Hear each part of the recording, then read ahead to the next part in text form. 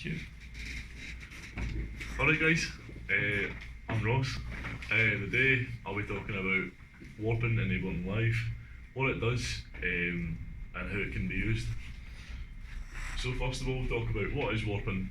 So Ableton Live has a unique feature in which you can warp sampled audio that you import into your session. What warping does is it lets you take a piece of audio and manipulate the tempo and the pitch independently of one another. You can speed something up or slow it down and it will keep it the exact same pitch as it would be as you imported it. It does this by using warp markers, which I'll be talking about more later on. And these markers manipulate separate parts of the sample. They either stretch them out or they bring them closer together in order to speed something up or slow something down. This is a really useful tool in terms of remixing and just in general working with samples, because in Pro Tools and other DAWs it's hard to match up your sample with like your other bit of music if it's out of tempo and stuff like that. Out of time, sorry. So can you think any other ways that warping could benefit a producer?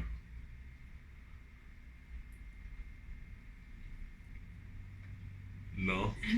No. Fair enough. So how does it work? Ableton uses an extremely complex algorithm in order to get warping to work. It works in a similar way as you've used Elastic Audio when you put something into polyphonic mode and you analyse the waveforms and stuff like that, and it'll hit transients. Every warp marker hits it analyses the bit of audio, and what it'll do is it'll create a warp marker at every transient. Hello, I'm alive. Aye. So what you can do is you can manually move these markers if there's one that's misplaced or is not there in general. So what Ableton can do is it can estimate the BPM or the tempo of the sample that you've imported by doing some algorithm with all the warp markers that it's got.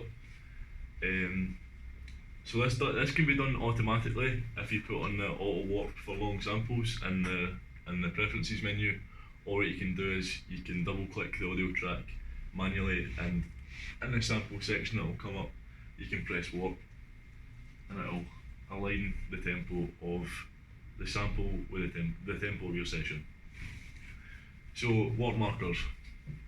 Ableton will try and pick out the transients, so that's the bit where the sound wave will change from being quiet to loud rapidly, and it'll place these markers at points up here and here and here and stuff like that. So if you have a drum loop, it'll generally place markers at every significant drum hit, so a snare or a kick. So as I said, all these wee grey arrows there, that's where the warp markers are. That's where Ableton put the warp markers, but what you can do is you can manually put them in, double click them, and it'll come up with a yellow marker, and then you can move these and it'll allow you to manually shift the waveform closer to one another or more far away. This can be used effectively to fix the timing of drums and stuff like that. If somebody hits a snare out of time, you can align that with the graph. Or if you want to be a bit funky, you can change the groove of a sample. So Ableton developed many types of algorithms in terms of warping, each to suit different instruments and different types of sample. So the first mode is beats mode. This mode works best for drum beats and samples that are more transient and abrupt. It gives the option to preserve transients and loop the space in between beats, which means that when you're stretching out a sample or making it closer, it's less choppy, because when you do stretch out a sample, what it effectively does is take tiny segments of audio and just repeat it. But if you stretch it out, some of these bits will be missed and it'll sound really choppy and stuff like that. So to avoid that, it'll duplicate these small segments to make it sound more filled. Tones mode. This mode works best for instruments that are more elongated and monophonic. like a bass or vocals. So what effectively this means is a bass line isn't as abrupt as a drum beat and stuff like that. So it has the option to change the grain size of a sample. What this does is it will change the amount. You have a control of the amount of times that the tiny segments are repeated. So when a sample is stretched out, the repeated segments can make the sample appear less choppy. In texture mode, it's for samples with a lot more pitch contour, so when the pitch alternates a lot more, it's basically used for that, like an energetic synth. This mode also has a grain size function and a flux function. The grain size function is dissimilar to the grain function in tones mode, because it's unaltered by Ableton without considering the signal's characteristics. So what this effectively means is, in the tones mode, it will take into consideration the characteristics of the signal, how long it is, and how much it alternates between pitches. In texture mode, it sort of means that it's not going to change the grain. I think I came up to talk about. It's like, I'm trying really hard to think. We'll move on to the flux function. This basically just does what it says in the tin, and it manipulates the signal to make it fluctuate. So if you want to make a signal appear more random and just a wee bit more all over the place, that's what you use. Complex mode. As it mentions in the title, the complex mode is a really complicated algorithm that can deal with the beats, textures and tones. This mode is ideal for warping full songs that are imported into your session, as it can deal with all different features at the same time. The downside to this is that it uses a lot of CPU. It actually uses 10 times more CPU than any of the other modes.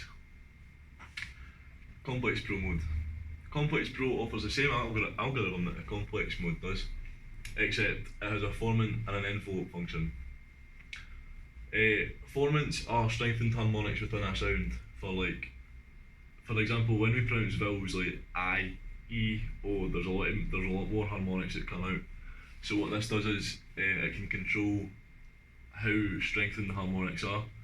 This benefits changes within the sample over stretched out and close, because it makes the tones come out more prominently. So if you've got vocals, they won't sound as weak when you stretch them out. The envelope function influences the spectral characteristics of the tone in the sample. Repitch. That's just a transposer for your sample. You've got this transposer option on the left, I think, in the sample box, but it gets switched off when you put that in. So you can access these modes from a in the drop down menu up there, just under the warp button. So that's the end of my quick presentation. Have you got any questions, Percy? See the wee arrow things in the Yeah. top, and you know it says you double click it and it goes yellow. Yeah. Does it stay yellow so you know what you've already changed? Or once Yeah. it's out? So that'll remain yellow as long as you don't delete it again. Right. It's like a marker on Pro Tools. Yeah. Unless you delete it, it will stay there. Any other questions? Aye? Maybe a silly question, but see if you want to see how we're talking about different modes for different instruments. Yeah. So see how you were saying for bass, I couldn't remember what mode it was, but there's a certain mode you could use for bass. Yeah. Is there any difference in just putting complex mode on all the time just to Well, cover your aye, bases? I was expecting that question. So for complex mode, it's basically down to, you don't need to use that much CPU Right. on just a single bass sample or a single vocal sample. It's more worth your time using that CPU if you want to just do a full song and distort a full song, basically. Any other questions? Alright, well, I've got a quick presentation demonstration for you, just to do quickly, just to show you, like, in practical terms how warping works. So I've got an untitled Ableton window over here, and I've got a drum loop that's 100 BPM.